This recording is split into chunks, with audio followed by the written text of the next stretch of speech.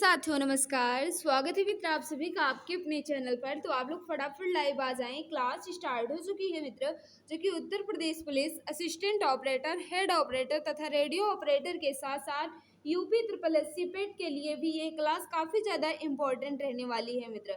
ये हिंदी का test number 65 है। इससे पहले मैंने 64 तक अच्छे से कंप्लीट कर लिया है।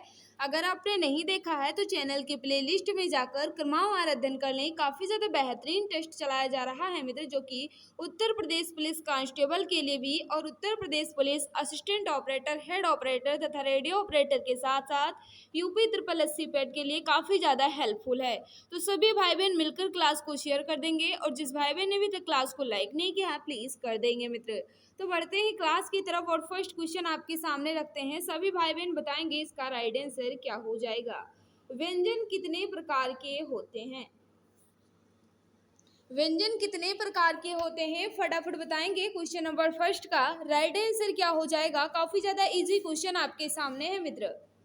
तो याद रखना व्यंजनों की संख्या जो है ये कितनी है, 33 होती है। व्यंजनों की संख्या जो है ये 33 होती है और स्वर की संख्या जो है ये 11 होती है। स्वर की संख्या कितनी होती है, 11 होती है और व्यंजनों की संख्या 33 होती है। अंक और आहा जो है मित्र ये क्या होते हैं, अयोगवा होते हैं। क्या होते हैं, अयोगवा होते हैं। इसलिए यहाँ स्वरों की संख्या जो है ये 11 हो जाती है और व्यंजनों की संख्या जो है ये 33 होती है। तो right answer option number C के साथ जाएगा। जो भी भाई बहन हमारे बता रहे हैं 33 बिल्कुल सही होगा मित्र। नेक्स्ट आपके सामने है ढीठ शब्द का तत्सम है। ढीठ का तत्सम क्या हो जाएगा फटाफट बताएंगे। क्वेश्चन नंबर 2 का राइट आंसर क्या होगा मित्र।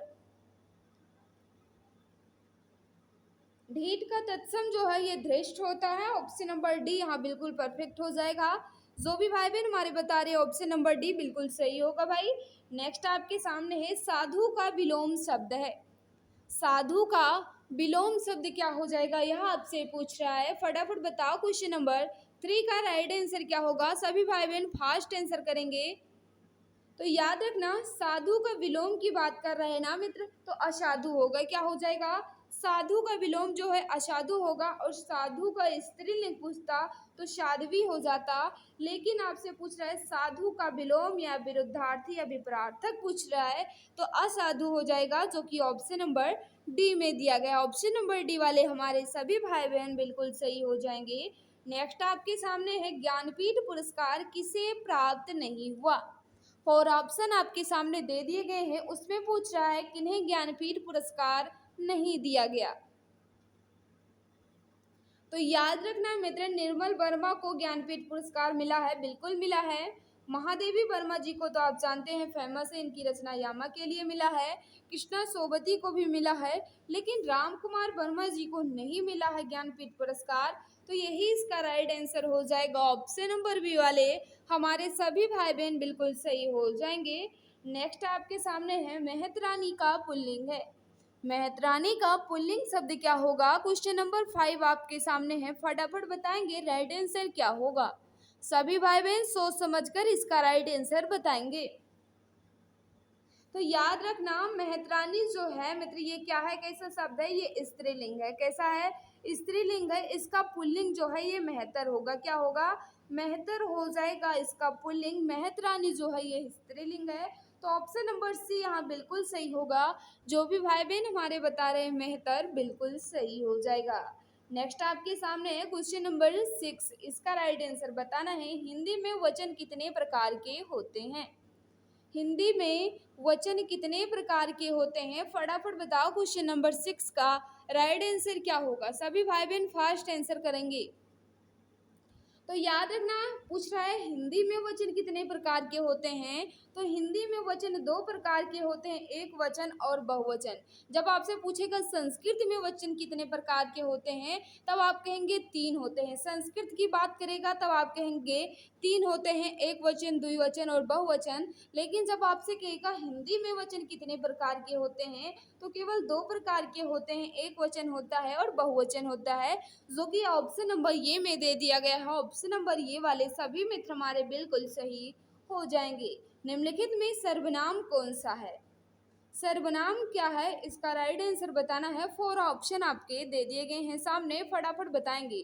संज्ञा के स्थान पर प्रयुक्त होने वाले शब्द को हम सर्वनाम कहते हैं। तो इसमें बताना है सर्वनाम कौन सा है। फटाफट बताओ मित्र, इसका राइट आंसर क्या होगा। तो याद रखना, तुम जो है ये एक सर्वनाम है, ऑप्शन नंबर ये बिल्कुल परफेक्ट हो जाएगा। जो भी भाई बहन हमारे बता रहे हैं तुम, बिल्कुल सही होगा। नेक्स्ट आपके सामने है, इनमें कौन सा युग्म विशेषण नहीं है। विशेषण का युग्म कौन सा नहीं है। क्वेश्चन नंबर 8 आपके सामने है, फटाफट बताओ राइट आंसर क्या हो जाएगा। सभी भाई बहन सोच समझकर इसका राइट आंसर बताएंगे। छोटा बड़ा बिल्कुल है विशेषण, 2 3 ये भी है विशेषण, हरा पीला ये भी विशेषण है, लेकिन राम लक्ष्मण जो है मित्र ये संज्ञा के अंतर्गत आएंगे, जो कि ऑप्शन नंबर डी में दे दिया गया है। लेकिन आपसे यहाँ क्या कह रहा था, विशेषण नहीं है। तो राम लक्ष्मण जो है ये विशेषण नहीं है, बाकी तीनों जो है ये विशेषण के अंतर्गत आएंगे। तो ऑप्शन नंबर डी यहाँ बिल्कुल सही हो जाएगा भाई। नेक्स्ट आपके सामने है क्वेश्चन नंबर 9, इसका राइट आंसर बताना है। क्या कह रहा है, क्रियार्थक संज्ञा क्या है। क्रियार्थक संज्ञा हम किन्हें कहते हैं। क्वेश्चन नंबर 9 आपके सामने है, फटाफट बताएंगे मित्र राइट आंसर क्या होगा। क्रियार्थक संज्ञा किन्हें कहते हैं। तो क्या जब क्रिया संज्ञा की तरह व्यवहार में आए, जब क्रिया संज्ञा की तरह व्यवहार में प्रयोग की जाए मित्र, तब क्या हो जाएगा, क्रियार्थक संज्ञा कहेंगे। याद रखना, क्रियार्थक संज्ञा की परिभाषा क्या होती है, जब क्रिया संज्ञा की तरह व्यवहार में प्रयोग किया जाए तो वहाँ क्रियार्थक संज्ञा कहती है। ऑप्शन नंबर ये बिल्कुल परफेक्ट हो जाएगा मित्र। ऑप्शन नंबर ये वाले सभी मित्र बिल्कुल सही होंगे। क्वेश्चन नंबर 10 आपके सामने है, इसका राइट आंसर बताना है। क्या कह रहा है, भूतकाल के कितने वेद हैं। फटाफट बताएं कि क्वेश्चन नंबर 10 का राइट आंसर क्या होगा। तो याद रखना मित्र, भूतकाल के कितने वेद होते हैं, 6 वेद होते हैं। कितने होते हैं, 6 होता है। एक होता है सामान्य भूतकाल, आसन्न भूतकाल, पूर्ण भूतकाल, अपूर्ण भूतकाल और मित्र संदिग्ध भूतकाल और हेतु हेतुमद भूतकाल। ये 6 प्रकार के होते हैं भूतकाल, जो कि ऑप्शन नंबर डी में दिया गया है। ऑप्शन नंबर डी वाले सभी भाई बहन बिल्कुल सही हो जाएंगे मित्र। जिस भाई बहन ने अभी तक क्लास को लाइक नहीं किया है, हम आपसे रिक्वेस्ट कर रहे हैं मित्र, अगर क्लास आपको अच्छी लग रही है तो प्लीज़ क्लास को लाइक कर दिया करो। और जो भी भाई बहन हमारे साथ नए हैं, चैनल को सब्सक्राइब कर बेल आइकन को प्रेस कर लेना, ताकि क्लास की नोटिफिकेशन जो है आपको मिलती रहे। क्वेश्चन नंबर 11 आपसे क्या पूछ रहा है, हिंदी में वाच्य कितने प्रकार के होते हैं। हिंदी में वाच्य जो है ये कितने प्रकार के होते हैं, फटाफट बताएंगे राइट आंसर क्या होगा। तो याद रखना, हिंदी में वाच्य की बात कर रहा है, तो वाच्य जो है ये 3 प्रकार के होते हैं। हिंदी में कितने वाच्य होते हैं, 3 होते हैं, कृतवाच्य, क्रमवाच्य और भाववाच्य। ऑप्शन नंबर सी यहाँ बिल्कुल सही हो जाएगा। जो भी भाई बहन हमारे बता रहे हैं 3, कृतवाच्य, क्रमवाच्य और भाववाच्य, बिल्कुल सही हो जाएगा। प्रबल में कौन सा उपसर्ग है। क्वेश्चन नंबर 12 आपके सामने है, फटाफट बताएंगे राइट आंसर क्या होगा। प्रबल में कौन सा उपसर्ग है। तो याद रखना, पर उपसर्ग हो जाएगा, जो कि ऑप्शन में दिया गया है। बल जो है ये मूल शब्द हो जाएगा, पर जो है ये उपसर्ग होगा। ऑप्शन नंबर बी बिल्कुल परफेक्ट हो जाएगा। जो भी भाई बहन हमारे बता रहे हैं, पर ऑप्शन नंबर बी बिल्कुल सही होगा। झगड़ालू में कौन सा प्रत्यय है। अब बता दो, झगड़ालू में कौन सा प्रत्यय है। सोच समझ कर सभी भाई बहन बताएंगे राइट आंसर क्या होगा। तो याद रखना, झगड़ालू में आलू प्रत्यय होगा। क्या हो जाएगा, आलू प्रत्यय होगा, जो कि ऑप्शन नंबर बी में दिया गया है। ऑप्शन नंबर बी होगा, ऑप्शन नंबर बी सी बिल्कुल भी नहीं होगा, आलू प्रत्यय हो जाएगा। ऑप्शन नंबर बी बिल्कुल सही होगा मित्र। अनुवेशण का संधि विच्छेद है। अन्वेषण का संधि विच्छेद जो है यह किस विकल्प में दिया गया है, और इसमें यह भी बता दीजिए इसमें कौन सी संधि है। इसमें बता दीजिए कौन सी संधि है, और इसका संधि विच्छेद जो है यह किस विकल्प में बिल्कुल शुद्ध रूप से दिया गया है। तो याद रखना, 14 का जो राइट आंसर होगा क्या हो जाएगा, अनु प्लस एषण इसका संधि विच्छेद हो जाएगा। आपको पता है या वा के साथ जब कोई आधा अक्षर आता है तो वहाँ कौन सी संधि हो जाती है, यड़ संधि हो जाती है, जो कि इसमें आया है, इसलिए यहाँ यड़ संधि होगी और इसका संधि विच्छेद जो है अनु प्लस एषण हो जाएगा। ऑप्शन नंबर सी बिल्कुल परफेक्ट हो जाएगा भाई। जो भी मित्र हमारे बता रहे हैं ऑप्शन नंबर सी बिल्कुल सही होगा। लोकप्रिय शब्द में समास है। लोकप्रिय शब्द में कौन सा समास है, और इसका ये भी बता दीजिए समास विग्रह क्या होगा। लोकप्रिय का समास विग्रह भी बताइए और इसमें बता दीजिए कौन सा समास है। तो याद रखना इसमें तत्पुरुष समास हो जाएगा। लोकप्रिय में कौन सा समास होगा भाई? तत्पुरुष समास हो जाएगा। और इसका समास विग्रह की बात किया जाए तो लोक में प्रिय होगा। इसका समास विग्रह क्या होगा? लोक में प्रिय इसका समास विग्रह हो जाएगा। और इसमें समास क्या होगा? तत्पुरुष समास हो जाएगा। नेक्स्ट आपके सामने है विराम का अर्थ है। विराम का अर्थ क्या होता है वही आपसे पूछ रहा है। क्वेश्चन नंबर 16 आपके सामने है, फटाफट बताएंगे सभी भाई बहन राइट आंसर क्या होगा।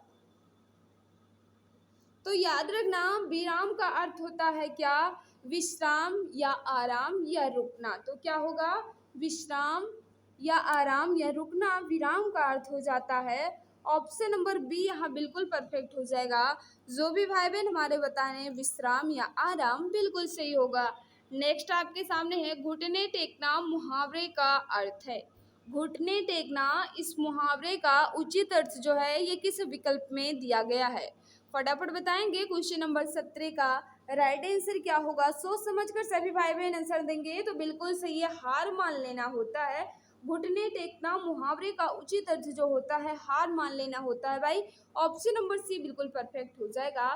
चरण कमल बंदो हरिराई में किस अलंकार का प्रयोग हुआ है? चरण कमल बंदो हरिराई में किस अलंकार का प्रयोग हुआ है? फटाफट बता दो। क्वेश्चन नंबर 18 का राइट आंसर क्या होगा? तो याद रखना चरण कमल बंदो हरिराय में मित्र रूपक अलंकार होगा। क्या हो जाएगा? रूपक अलंकार होगा। ऑप्शन नंबर ये बिल्कुल परफेक्ट हो जाएगा।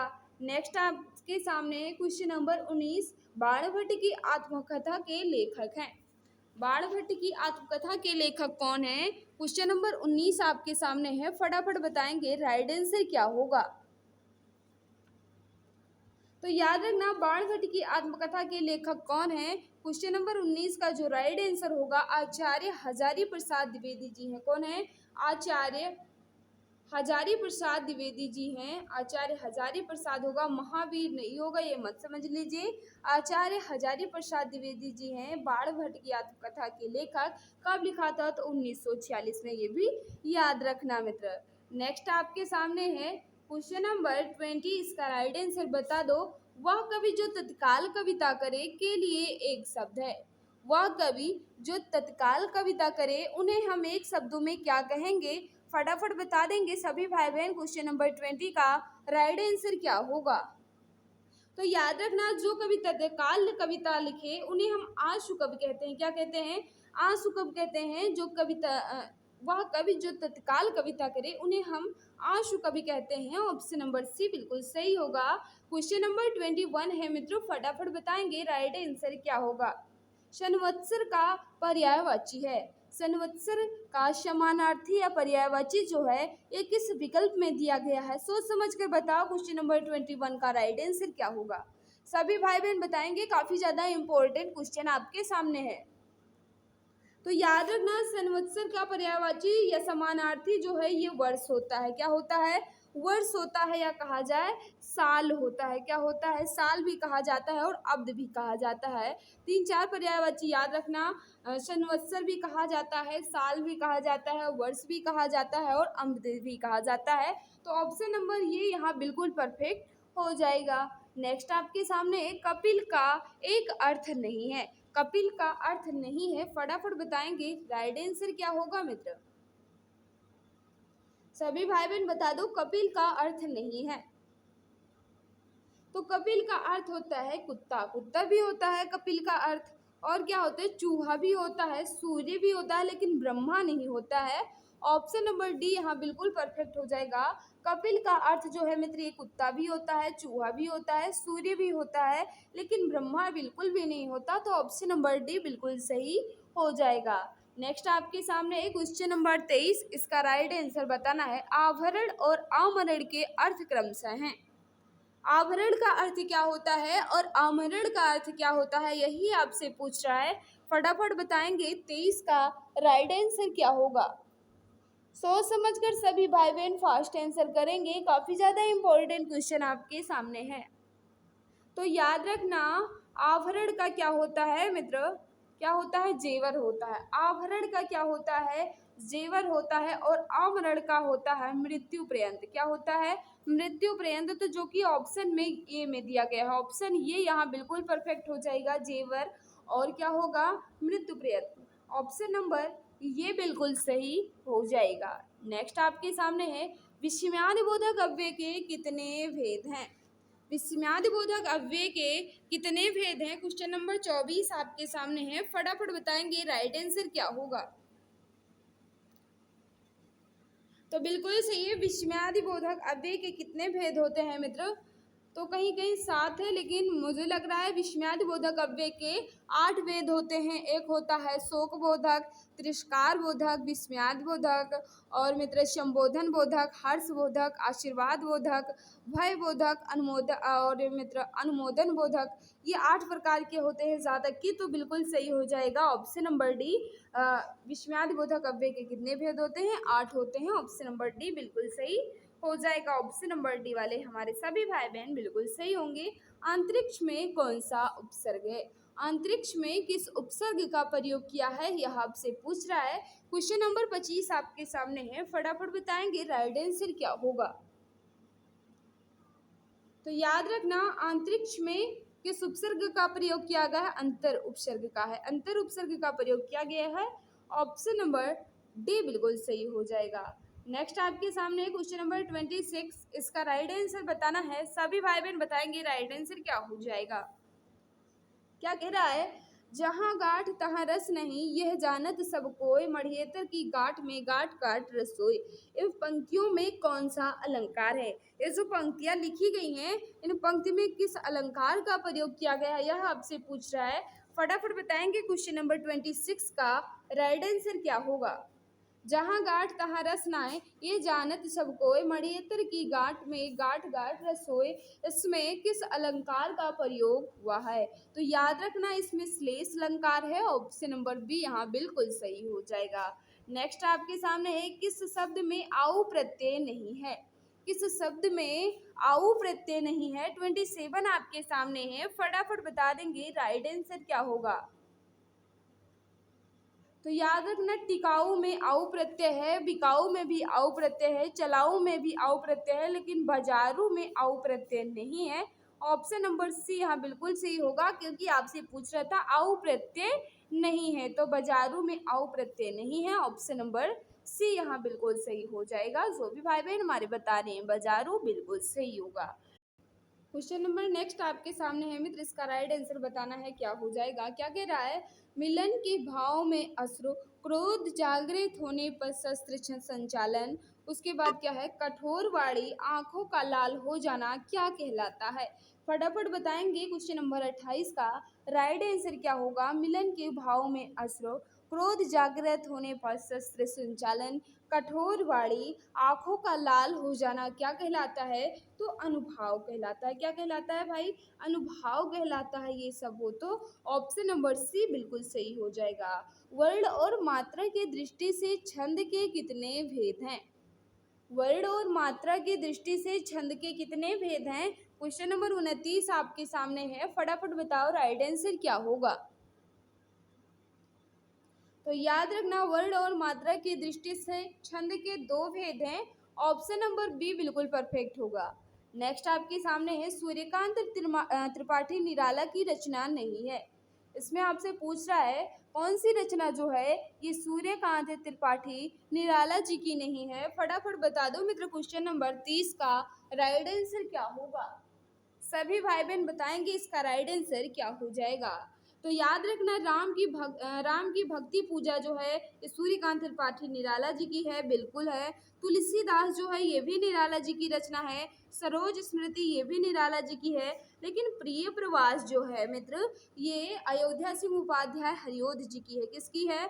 अयोध्या सिंह उपाध्याय हरिओध जी की रचना है प्रिय प्रवास। यही इसका राइट आंसर हो जाएगा, क्योंकि आपसे क्या पूछ रहा था? सूर्यकांत त्रिपाठी निराला जी की रचना नहीं है, तो प्रिय प्रवास जो है ये अयोध्या सिंह उपाध्याय हरिओध जी की है। हलधर का एक अर्थ नहीं है, यानी आपसे पूछ रहा है हलधर का अर्थ जो है ये 3 विकल्प में दिए गए हैं, एक नहीं है, वह कौन सा नहीं है?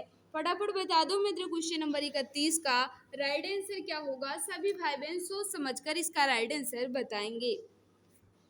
तो याद रखना हलधर का अर्थ जो होता है ये किसान होता है। क्या होता है? किसान भी होता है और बैल भी होता है, और बलराम को भी हलधर कहा जाता था।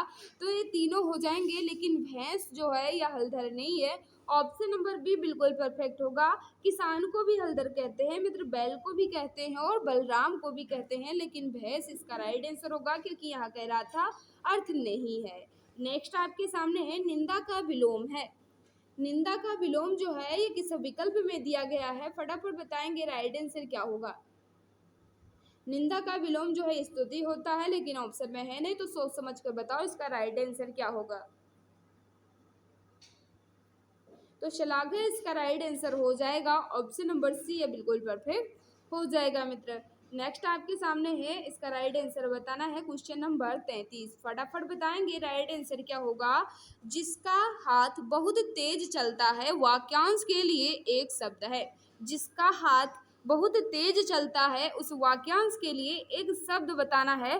फटाफट बता दो राइट आंसर क्या होगा।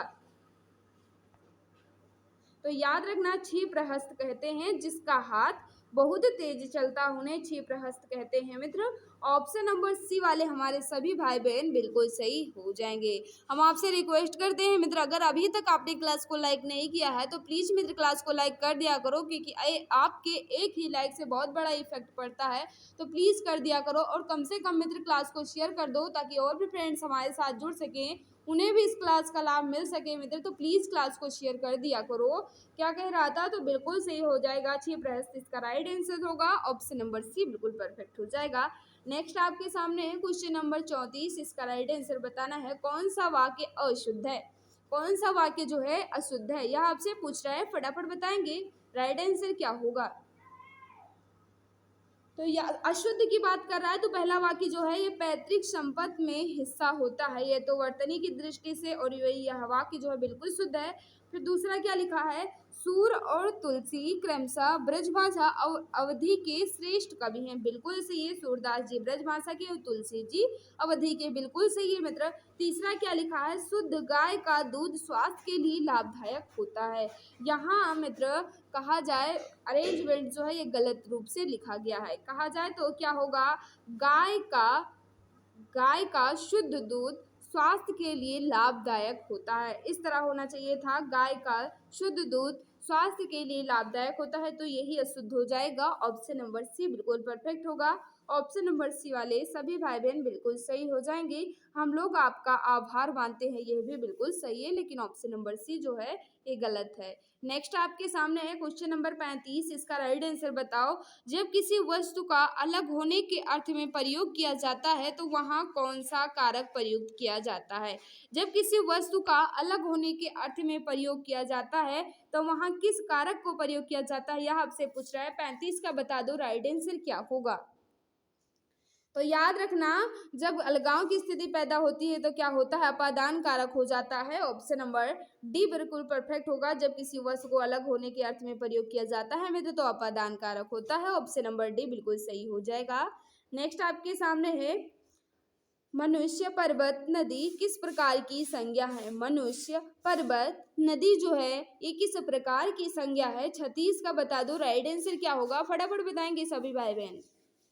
तो याद रखना मनुष्य पर्वत नदी जो है ये सब किसके हैं? जातिवाचक संज्ञा के अंतर्गत आएंगे। किसके आएंगे?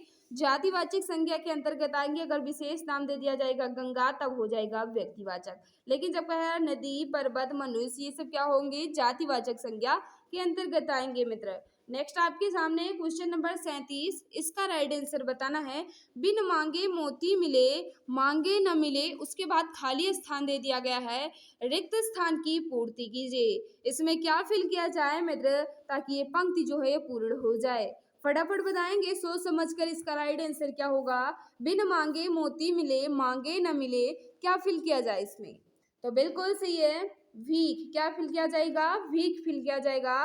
बिन मांगे मोती मिले मांगे न मिले भीख। और ये याद रखना ये पंक्तियां जो हैं ये किसकी हैं? कबीर दास जी की हैं। किसकी हैं? कबीर दास जी की ये पंक्तियां हैं। बिन मांगे मोती मिले मांगे न मिले भीख। ऑप्शन नंबर सी बिल्कुल परफेक्ट हो जाएगा भाई। नेक्स्ट आपके सामने है क्वेश्चन नंबर 38, इसका राइट आंसर बताना है। काशी नागरी प्रचारिणी सभा की स्थापना कब की गई? काशी नागरी प्रचारिणी सभा की स्थापना जो है ये कब की गई? क्वेश्चन नंबर 38 आपके सामने है। याद रखना मित्र, 1 अगस्त को आपकी साहित्य हिंदी की मैराथन होने वाली है। सभी भाई बहन तैयार रखना, उस क्लास में काफ़ी ज़्यादा क्वेश्चन रहेंगे और काफ़ी ज़्यादा इम्पोर्टेंट क्वेश्चन रहेंगे जो विगत वर्षों में पूछे जा चुके हैं। मित्र काफ़ी ज़्यादा इम्पोर्टेंट क्लास रहने वाली है। 1 अगस्त को शाम 7 बजे होगी साहित्य हिंदी की मैराथन। याद रखना, सभी भाई बहन को आप भी बता देना। तो याद रखना कब हुई थी इसकी स्थापना, कब हुई थी मित्र? तो 38 का जो राइट आंसर होगा क्या हो जाएगा? 1893 में। कब हुई थी? 1893 में। ऑप्शन नंबर ये बिल्कुल सही हो जाएगा। आत्मकथा होती है, आत्मकथा जो है ये क्या होती है? फटाफट बताओ। क्वेश्चन नंबर 39 का राइट आंसर क्या होगा? तो याद रखना, आत्मकथा किसे कहते हैं? अपनी जीवनी पर लिखी गई कथा को हम क्या कहते हैं? आत्मकथा कहते हैं। अपनी जीवनी पर लिखी गई कथा को हम आत्मकथा कहते हैं। ऑप्शन नंबर ये बिल्कुल सही हो जाएगा। नेक्स्ट आपके सामने है क्वेश्चन नंबर 40। इसका राइट आंसर बताना है। द्विवेदी युग के कवि नहीं है। द्विवेदी युग के कवि जो हैं ये कौन नहीं है? फटाफट बताएंगे राइट आंसर क्या होगा। द्विवेदी युग के कवि कौन से नहीं है? तो याद रखना, मैथिली जो है बिल्कुल है द्विवेदी युग के, अयोध्या सिंह उपाध्याय हरिओद जी बिल्कुल हैं, रामनरेश त्रिपाठी बिल्कुल हैं, लेकिन सोहन लाल द्विवेदी जो है मित्र, एमा समझिए कि द्विवेदी हैं तो द्विवेदी युग के हो जाएंगे। नहीं मित्र, सोहन लाल द्विवेदी जो हैं ये स्वतंत्रता आंदोलन के विराट कवि माने जाते हैं, तो ये द्विवेदी युग के नहीं हैं। इनकी रचना काफ़ी ज़्यादा इम्पोर्टेंट रचना को याद रखना। भैरवी जो है इनकी काफ़ी ज़्यादा इम्पोर्टेंट रचना है। युगाधारा जो है मित्र ये भी इनकी रचना है। चेतना भी याद रखना और बांसुरी भी याद रखना। ये 4 रचनाएं इनकी याद रखना, काफ़ी ज़्यादा इम्पोर्टेंट रचना है मित्र। तो मित्र मैंने 40 क्वेश्चन को अच्छे से कंप्लीट कर लिया है। इस 40 क्वेश्चन में आपका स्कोर कितना रहा कमेंट बॉक्स में ज़रूर बताना।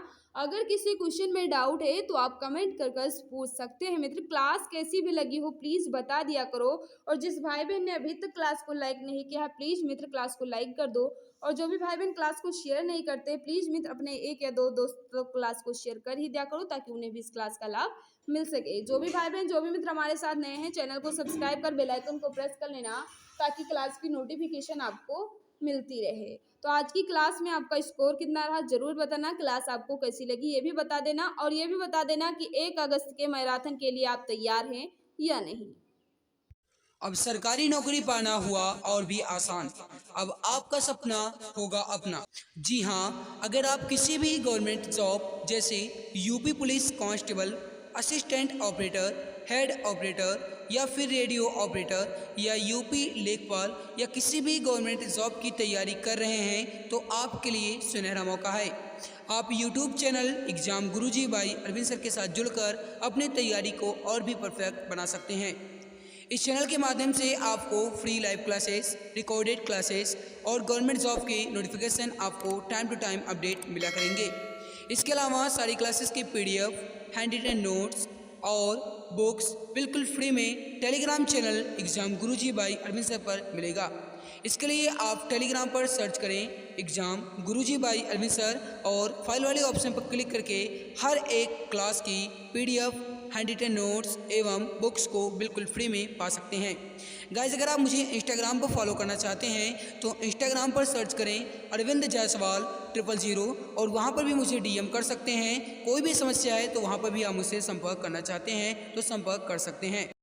इसके अलावा अगर आप फेसबुक पेज को लाइक करना चाहते हैं तो exam Guruji by Arvind sir के नाम से फेसबुक पेज है, उसको भी आप लाइक एवं फॉलो कर सकते हैं। तो मेरे प्यारे भाई बहन आप जुड़े रहिए exam Guruji by Arvind sir के साथ, क्योंकि अब आपका सपना होगा अपना। एक सीट कंफर्म है, अब की बार सरकारी नौकरी तुम्हारे हाथों में होगी।